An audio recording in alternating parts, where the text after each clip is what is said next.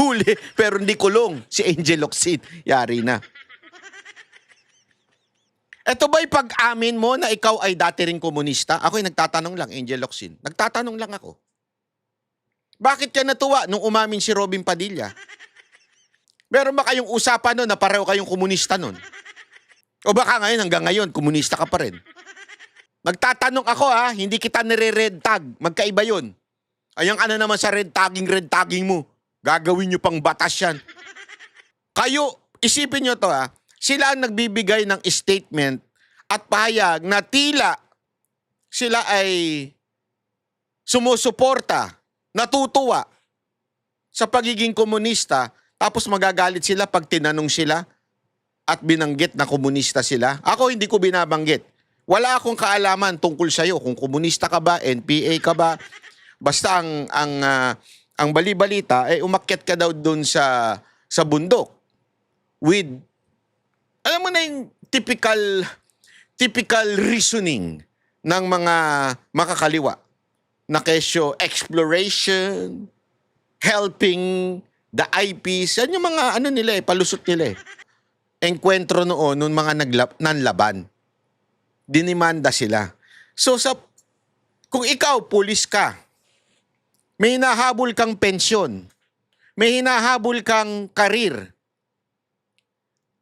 hindi mo i-risk yung buhay mo na pumalag sa mga ganyan kasi alam mong hawak naman ng mga politiko yung mga drug lord. So pag ako, nakialam pa ako dyan, kinasuhan ko pa yan, hinuli ko pa yan, kesa na ma-promote ako, madedemanda pa ako, matatanggal pa ako sa trabaho ko, bakit pa ako manguhuli? Yun yung nakita nila kay PRRD. At maraming issue ang natalakay. As in malaman. Hindi lamang po ito tungkol sa mga sablay na witness na mga prosecution, pero mga bagay na hindi na nadidiscuss. Dahil nga naman sa tindi ng impeachment trial na yan. Imagine ninyo sabi ni Lacson, ang laki ng ginagastos, milyon-milyon ng ginastos ni Cayetano nung hindi daw kakaroon ng plenaryo o hearing o whatsoever. Ang laki daw per day. Ngayon, imagine niyo yung gastos ng gobyerno per day. Mas malaki po ang gastos ngayon kasi may mga catering pa po yan sa mga guests.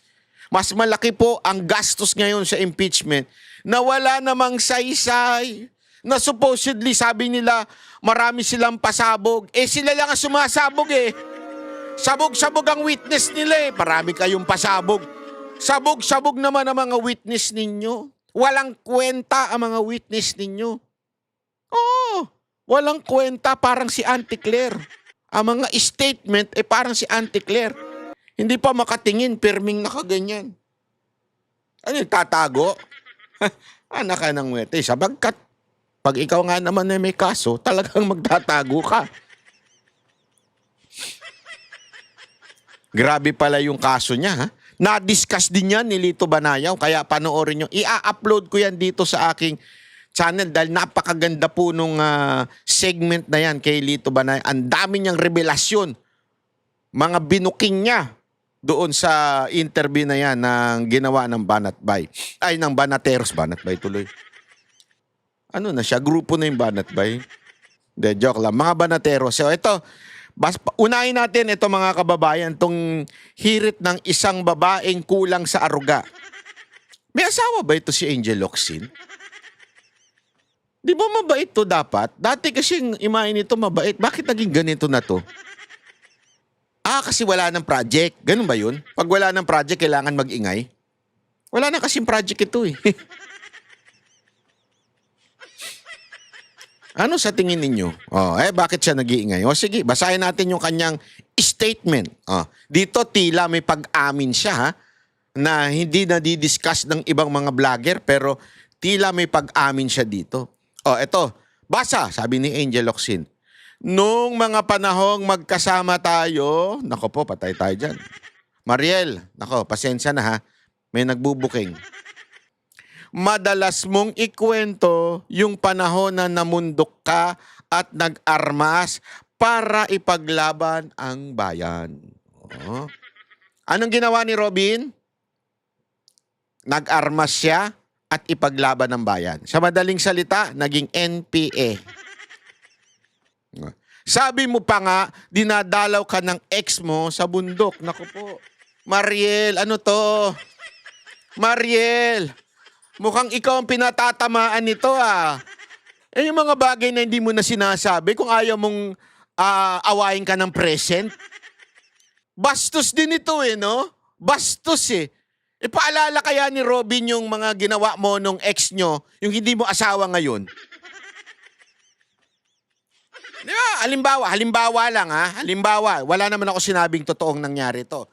O, naalala mo ba nung nagsama kayo nung ex mo sa kotse at meron kayong himalang ginawa? Halimbawa lang. Ito hindi totoo ha. Again ha, ang ulitin ko, walang malis dito. Hindi ho ito totoo. Halimbawa lang, sinabi ni Robin yun sa isang taong babae na may ex. Diba? May ex siya na lalaki. O siyempre, alam naman. O pwede rin naman tomboy. May ex kang lalaki. Eh ngayon may asawa ka na. Biglang sasabihin sa'yo, alam mo ba? Naalala mo ba? Nung kayo nung ex mo, nagchuchuk-tsakan kayo dyan sa loob ng sasakyan, umuuga-uga pa yung sasakyan? Hindi, eto, halimbawa hindi ho totoong nangyari yan. Halimbawa lang. O, gagawin mo pa ba yun? Sasabihin mo pa ba in public yun?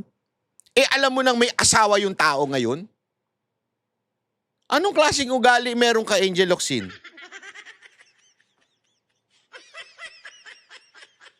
Sabi nga ng mga Gen Z ngayon, marami tayong mga kaibigan Gen Z. Sabi nga ng mga Gen Z ngayon, okay lang na maging gago o di kaya ay maging irresponsable yung mga jowa nila, basta wag lang pag-uusapan tungkol sa ex, gulo yan. Pag pinag-uusapan ng tungkol sa ex, gulo yan. Mabanggit lang ang letrang X, gulo na. Kahit nga hindi mabanggit yung pangalan eh. Basta mabanggit lang yung letrang X, gulo na yan. No yan, alam mo ba, Angel Locsin? Tapos babanggitin mo pa dito na alam mo na may asawa yung tao na yun. Naku po.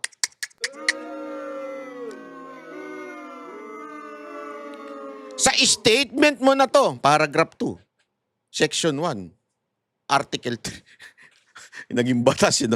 Sa statement mo na to, kahit papaano, natuwa ako makita ulit yung dating Robin Padilla na nakilala ko, at least honest ka ngayon, kuya.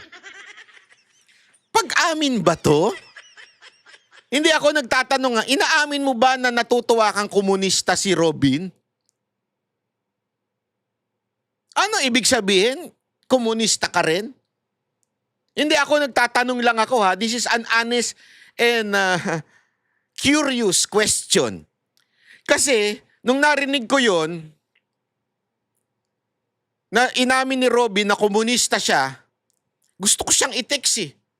Gusto ko siyang, bakit ka komunista? Labo mo naman, idol. Hindi, gusto ko siyang i-text ng ganun eh. Hanggang ngayon, komunista ka pa?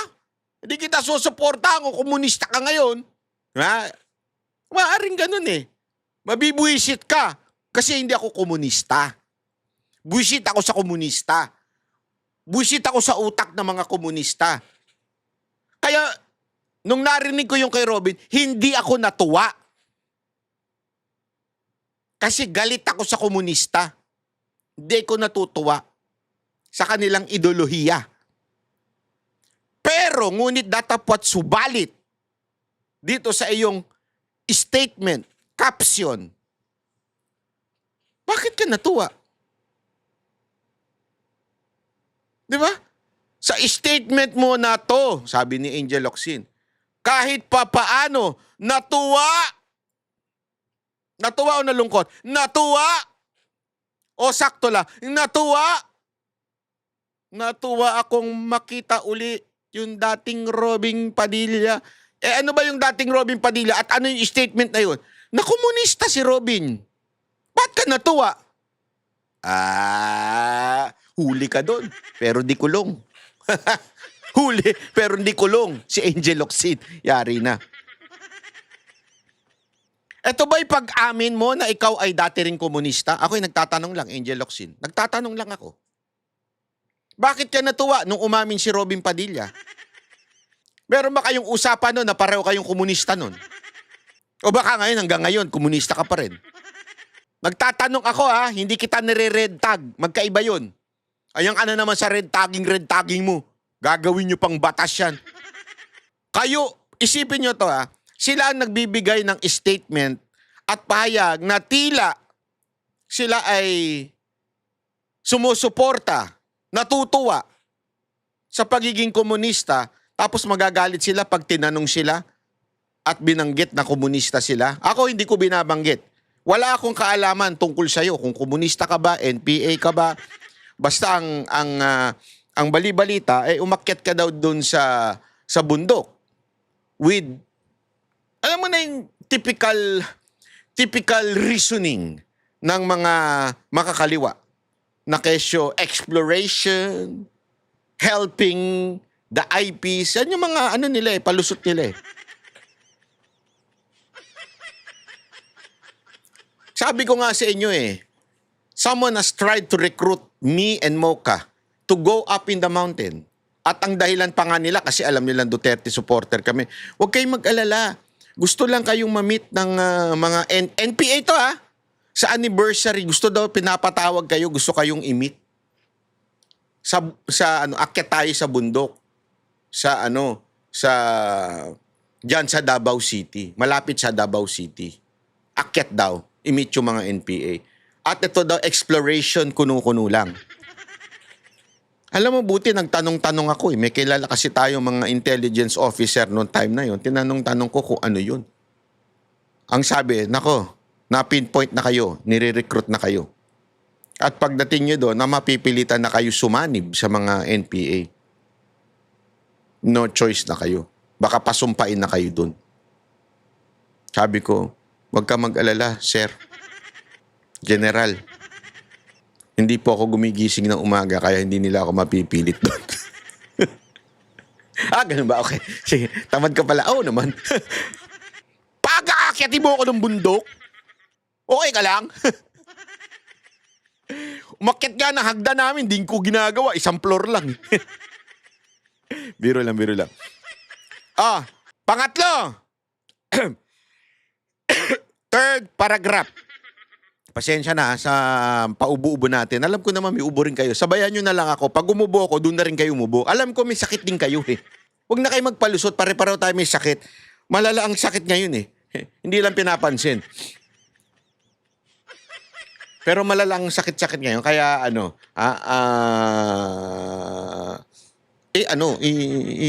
na. Okay? Ito. Ituloy pa natin. Ang tanong ko lang, nasaan ka nung panahong nire-retag ako? Kahit alam mong hindi totoo?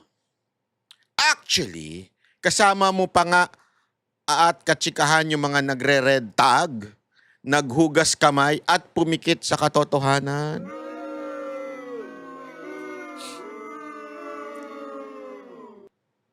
Alam mo, ladies and gentlemen, people in the house, sa totoo lang po, yung mga ganitong banat, banat ito ng mga babaeng kulang sa aruga. Nasaan ka nung nire-red tag ako? Nasaan ka nung mga panahong malungkot ako? Nasaan ka nung panahong bigo ako sa pag-ibig? Di ba tayo magkaibigan? At katabi mo pa yung nangalunya at nanloko sa akin.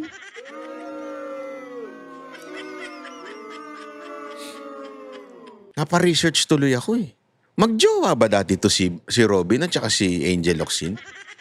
Buti naghiwalay kayo. Kung kayo magjowa dati. Hindi kasi okay si Mariel Si Mariel, hanga ako dyan I mean, si Mariel sikat. Maganda. 'Di ba? Press na press yung itsura niya.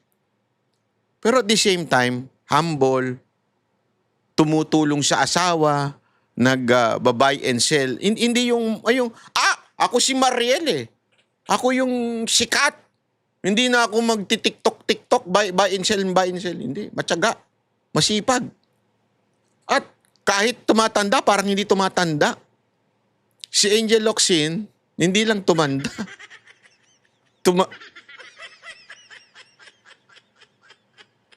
Buti talaga. Hindi ako sure kung naging sila ha. Pero kung naging sila, buti na lang naghiwalay kayo. Mahirap yung ganitong jowa. Yung kulang sa aruga. Yan ang ayoko kaya ako, di ako nagjojowa eh. Ayoko yung paalaga. Alam mo yung paalaga? Ayoko talaga nun. Marami na nga akong problema sa buhay. Gusto mong pandagdagan at gusto mo intindihin ko yung problema mo. Diba? Ang dami ko ng problema. Ang dami ng problema sa buhay na to. Gusto mo intindihin ko yung problema mo. Bakit? Sino ka? Ex ba kita? Joe, bakit? Di ba may asawa ka na? Ba't di yung asawa mo mag-aruga sa'yo? Ba't di yung asawa mo magtanggol sa'yo? Bakit ako? Kung ako si Robin, ginanong ko to eh. Sa totoo lang. Kung ako si Robin, binanatan ko to ng ganito eh. Bakit ako? Asawa ba kita? Kapatid ba kita? Pero mabuti na lang, si Robin Padilla ay napaka-gentleman yan. Alam mo naman si Robin Padilla eh. Yan ang gentleman of the gentleman. Talagang pagdating sa pagiging gentleman yan, kung si Tatay Digong gentleman, mas gentleman nito si Robin Padilla. Mga diskarte nito. Malupitan, di ba? Ito yung, ano man tawag doon? Yung maginoo, pero hindi bastos. Meron kasi maginoo, pero bastos. Ito yung maginoo at hindi bastos. Di ba? Yan si Robin Padilla. Pero itong pinakamatinding banat ni Angel Locsin dito na wow talaga. Paragraph 4. Isa sa mga pinakamalaking dahilan kung bakit kabinoto ng maraming Pilipino dahil inaasahan nilang magiging matapang kang boses para sa mga kapatid nating Muslim. Ginamit mo pa yung relihiyong Muslim. Pero bakit parang mas ipaglalaban mo pa si Kibuloy? Naniniwala ka ba talagang siya ang appointed son of God? Bastos din eh. Bastos din eh. Ito ang pinakabastos talaga sa sinabi ni Angel Locsin eh. Alam mo bakit bastos ito? Para bagang sinasabi mo o ginagamit mo yung salitang Pastor Kibuloy o si Kibuloy, ginagamit mo na as if masama yun. Parang sinasabi mo, mas sinuportahan mo pa yung kasamaan kaysa sa pagiging Muslim mo. Yun yung una eh. Derogatory word o definition ang inilagay mo sa pangalang Kibuloy. Mali yun. Bakit? Magbasa ka ng batas. Our Constitution says, unless proven guilty, that person is innocent. So you cannot use that as a derogatory word. At para bagang sinasabi mo, masamang tao ka kasi mas sinuportahan mo si Kibuloy. Ano ngayon? Ano ngayon kung kinuportahan niya si Kibuloy? Masama? Sa pananaw mo. Pero hindi sa pananaw ng batas. Kaya yung pagsasalita mong wag mag-red tag, ikaw, hindi ka nga nagre-red tag, pero nag-judge ka ng tao. According to your definition, not the definition of our Constitution. What kind of person you are? Stupid or boba? Mamili ka.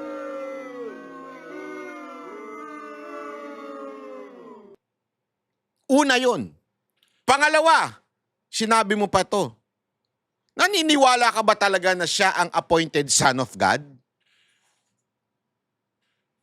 Alam mo, kami po, you all know that, na kami ay nasa SMNI at alam naman natin, ang pinuno ng SMNI ay sila pastor.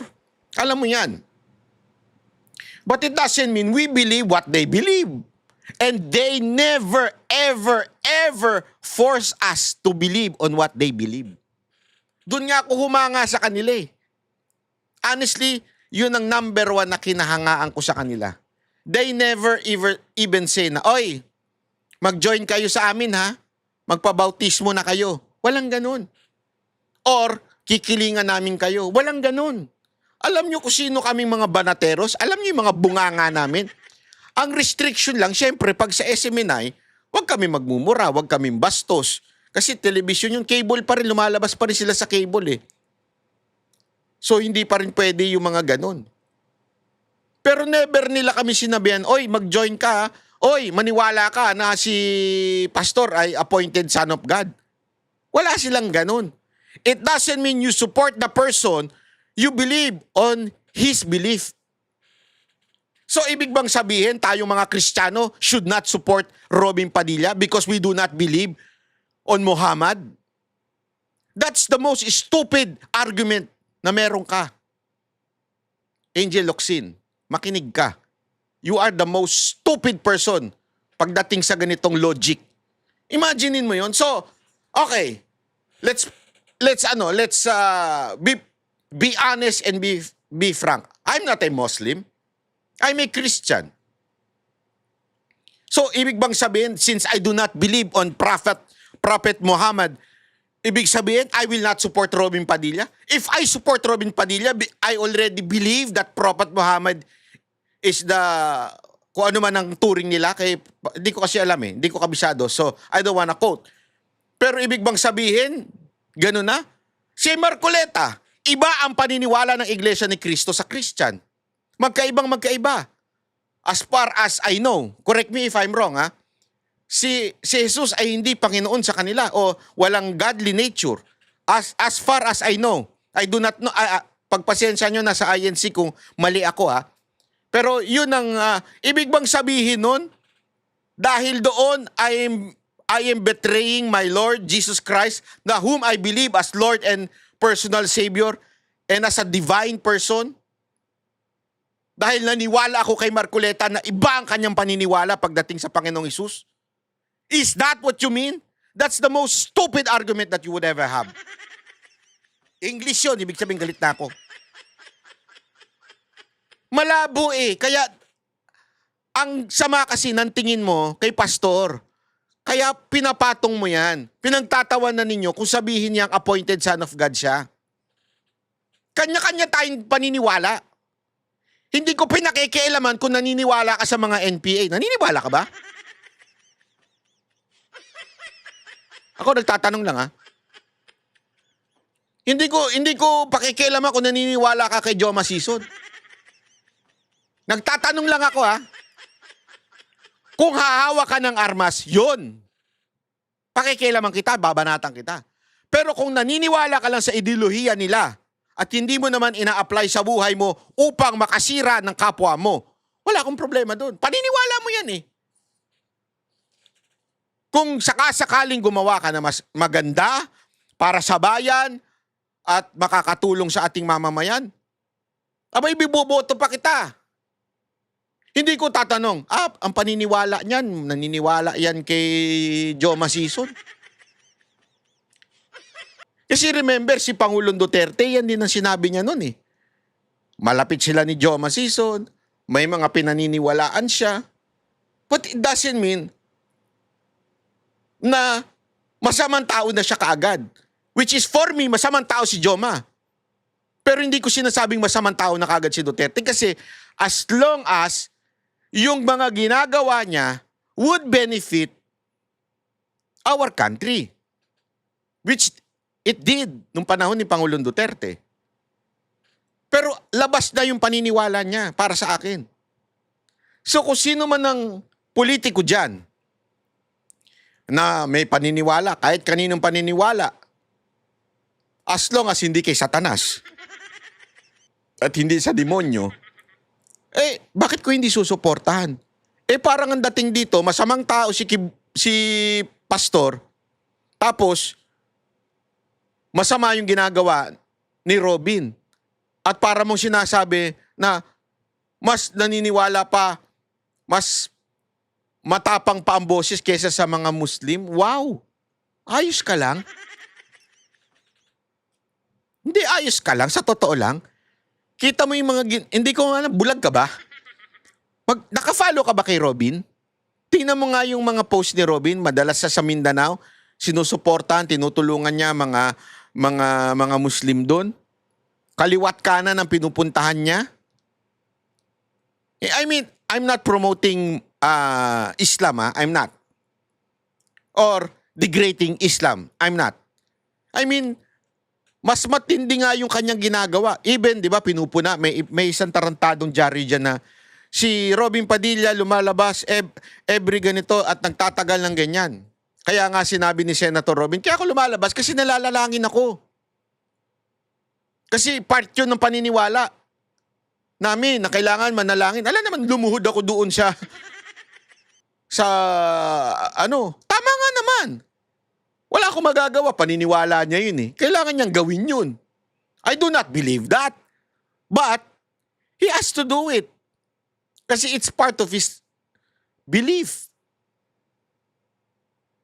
So pag sinuportahan ko po ba si Robin, pinopromote ko na ang Islam? Hindi ko alam kung bobo ka, tanga ka, o makitid lang talaga isip mo, Angel Locsin. Nagtatanong lang ako Kasi parang matalino ka naman na babae. Kasi dami mong opinion sa buhay. Pero para ganituhin yung logic mo, ang labo eh. Ang labo talaga. So, dapat ba ang iboto lang natin yung kapareho natin ng paniniwala? Ang susuportahan lang natin yung pareho lang natin ng paniniwala? Yung ba sinasabi mo? Ay paano kung naniniwala ka kay Joma? So ang kailangan lang namin iboto yung mga naniniwala kay Joma?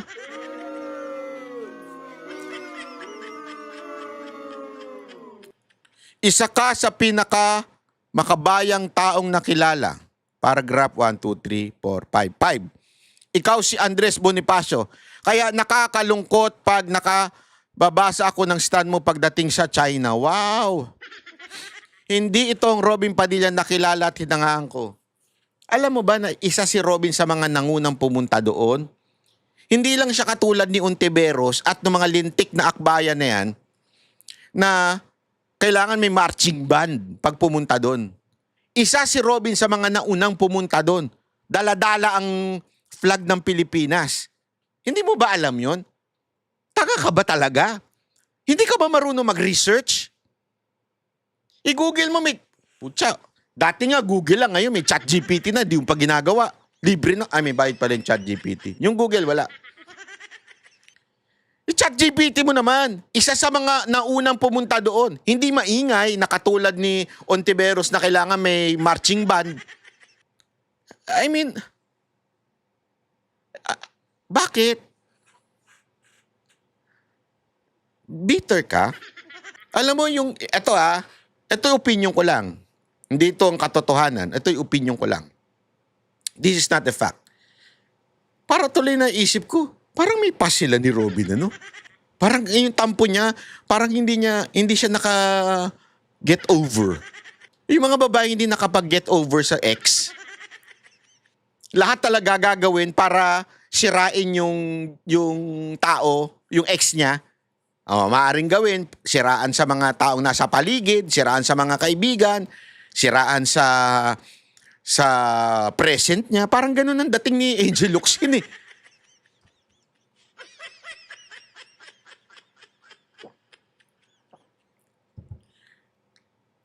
Hindi pa pala last paragraph to. Kahit paano, alam kong halos pareho tayo ng landas na dinaanan.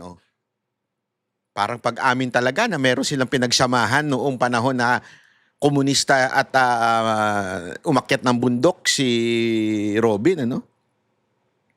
Galing sa hirap, nagtrabaho ng maaga, tinangkilik at napasaya ng mga tao. Ang utang na, yun daw yung ang utang na loob natin ay ating Diyos at sa lahat ng Pilipino, hindi lamang sa isang tao.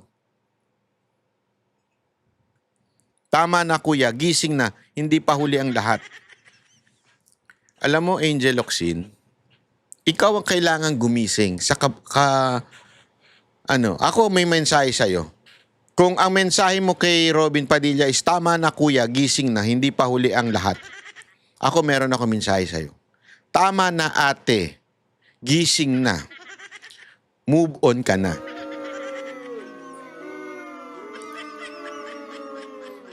Hindi porket nawala ang ABS-CBN noon. Hindi porket ayoko na sabihin, baka sabihin na naman pagpuna sa katawan ng tao at kababaihan. Ayaw na ayaw pa naman ng kababaihan niya. Yung pinupuna yung laki nila, ayaw nila yan eh. Yung hindi, totoo, alam mo, wag yung gagawin yan sa mga asawa at jowa nyo ha. Laging dapat lalo na pag nanganak. Payo ko lang sa mga kalalakihan niya. Pag nanganak ang asawa ninyo, wag na wag niyo sasabihin, tumaba ka. Naku po, patay tayo dyan. Wag na wag niyo sasabihin yan. Naku po, mawiwindang yan. Talaga madidepress yan. Ang sabihin nyo kagad, uy, ang sexy mo pa rin. Ganon, kahit hindi totoo.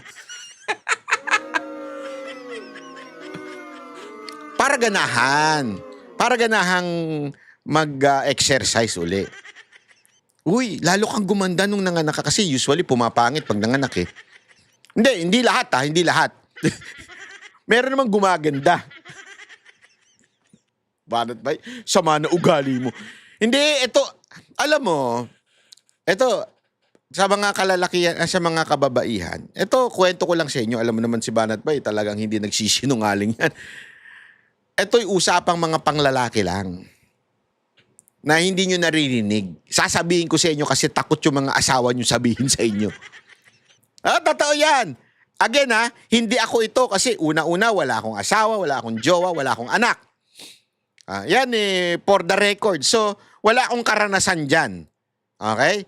Pero ito ang laging nasa isip ng kalalakihan na hindi nyo alam dahil ginagago lang kayo ng mga asawa nyo minsan. Pero unang kagad nasa isip ng mga asawa nyo, pag nanganak, nagiging losyang na. Tumataba.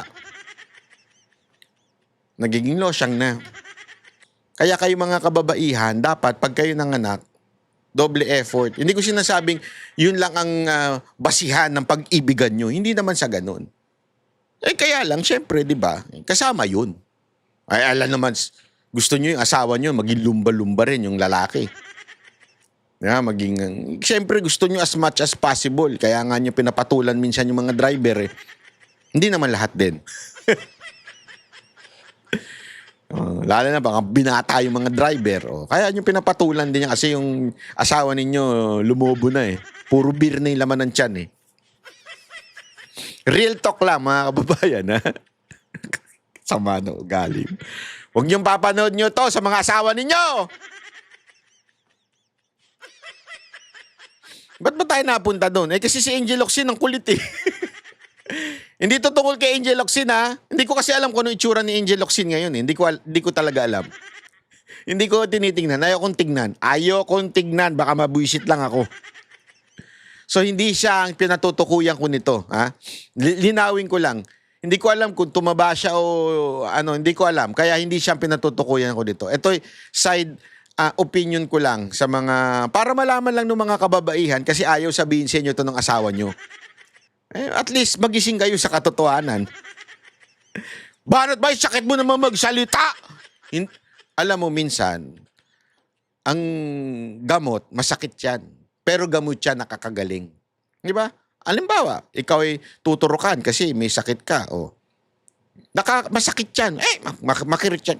Mga ganun-ganun yan. Pero gagaling ka dyan.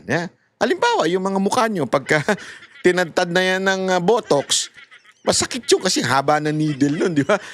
Pero, masakit yun, pero gagaling itsura mo, gaganda itsura mo. Hayop ka. Anyway, tapos na tayo dyan kay Angel Locsin. Angel Locsin, ang payo ko lang sa'yo, tama na, gising na, mag-move on ka na sa buhay. Okay? May asawa ka na, may asawa na rin si Robin. Intindihin mo na lang yung pamilya mo at kung magpapaaruga ka man sa asawa mo at sa pamilya mo, wag kay Robin. Ilayo mo siya sa akin. Anyway, eto, pag-usapan pa natin yung Ay nako, grabe kasi, oh. Grabe yung mga pangyayari ngayon, ha. Ang lupit talagang yung mga krimen ngayon. Kasi ngayon trending kung mga hindi kayo taga Pilipinas, malamang di nyo nabalitaan pero malamang nabalitaan nyo rin dahil sa social media. Yung nangyayaring pinapatay ngayon ng mga rider. Hino-hold up. Dati kasi hino-hold up lang. Ngayon pinapatay na. Sinasaksak na. Alam mo, nung nag-uusap kami nung isa kong kaibigang rider, sabi ko nga sa kanya, alam mo, ingat kayo kasi kung ang kahirapan lang ang dahilan, kaya yung mga yan hold up, o hold upin ka lang yan. Alam mo kung bakit? Kasi kahit papaano, may mga hold up, depende sa amount na available. So mahuli man sila, diba? Kutsilyo lang ang hawak, o di kaya peking ano lang, baril. Hindi mapatunayang totoo yung baril. Available yung iba na kaso. So, kung pera lang talaga ang gusto niya mga hold-upper na yan, malamang sa malamang, hinold up lang kayo yan. Hindi kayo papatayin. Pero anong dahilan, bakit ngayon pinapatay? Alam niyo kung bakit? Droga. One, lalakas sa loob mo. Talagang iba tama ng droga sa utak mo. Pangalawa, talagang wala ka ng pakialam sa buhay ng tao.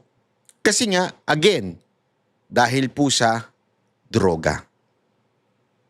Alam nyo, matindi na itong nangyayari sa bayan natin na ito. Dahil nakakaawa. I mean, ako minsan, marami akong nai-encounter na kamote rider. Marami naman talaga kamote rider. Maraming matino, pero marami rin kamote rider. Pero minsan, alam mo, iniisip ko na lang sa sarili ko para hindi ako ma-high blood. Banat ba pagbigyan mo na lang kasi nagtatrabaho yan mula umaga. Mababasa sa ulan. Matutuyo ang pawis dahil biglang iinit ng sobrang tindi.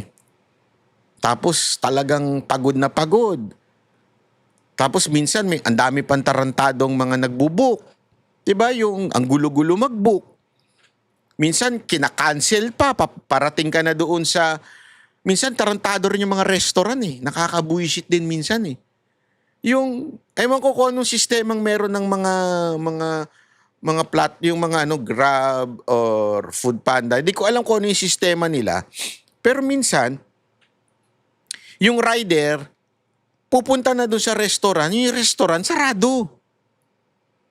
I mean, bakit hindi tinatanggal ng Grab yun? O ng kung ano mang Food Panda o kung ano mga platform o ng app.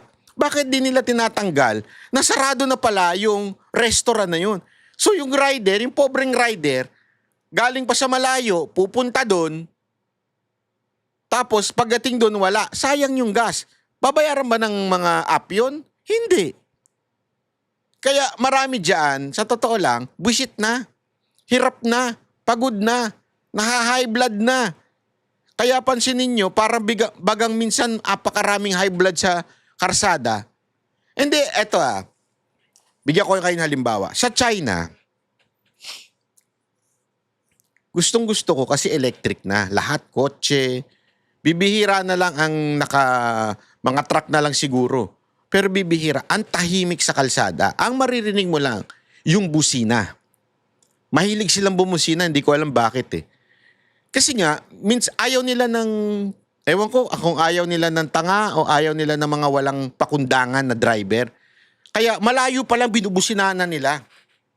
Pero, hindi mo makikita yung road rage. Sabi ko nga, kung ito nangyari sa Pilipinas, yung ganyang katindi bumusina, road rage na to. Alam niyo kung bakit? Mainit ang ulo ng mga Pilipino Mainit pa yung parang. All dapat mainit din naman dun.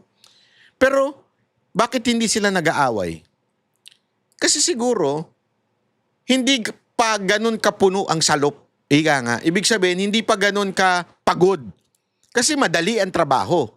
Hindi katulad dito, sira-sira na daanan, sobra pa ang traffic, ang daming pantarantado, ang mga restaurant, mga customer, ang dami pang ganun. Na ang daming, sabihin,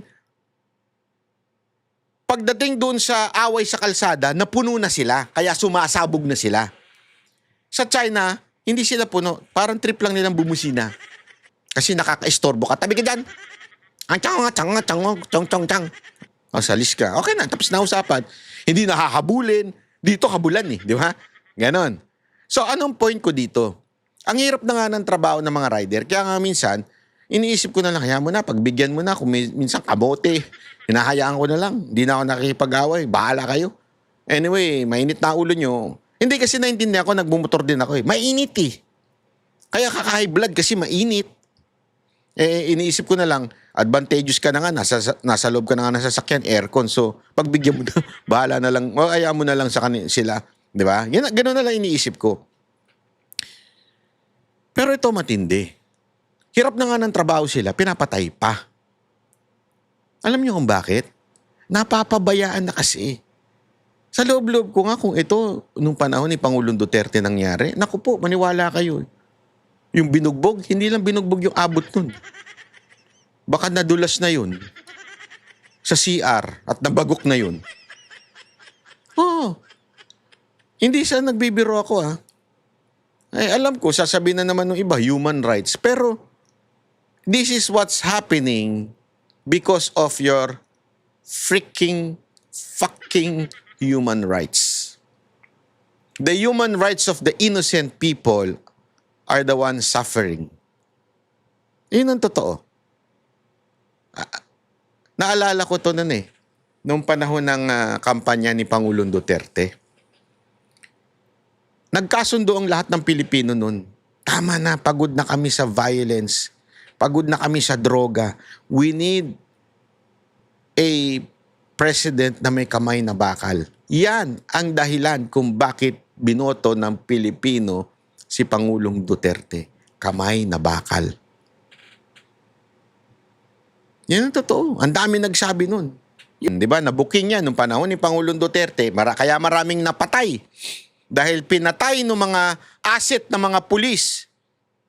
Asset mismo ng mga pulis. Kesa na sila yung mga ninja cops. Kesa na sila ang mapatay at masumbong nitong mga tumutulong sa kanila sa ground, pinatay nila yung mga asset nila para siguradong hindi sila madadali o masusumbong.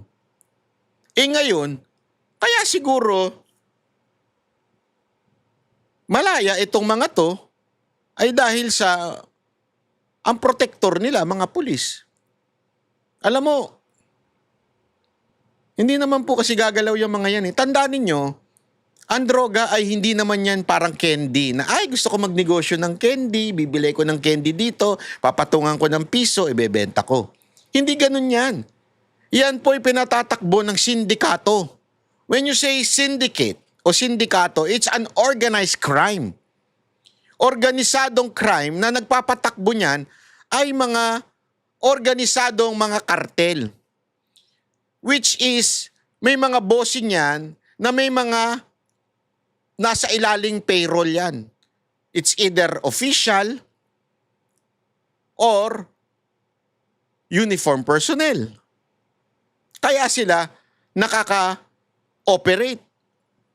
Hindi naman po makaka-operate yan pag hindi papayagan ng mga pulis. Kasi yung mga pulis na nasa ground, alam naman nila kung sino yung mga nagtutulak Alam naman nila kung sino talaga.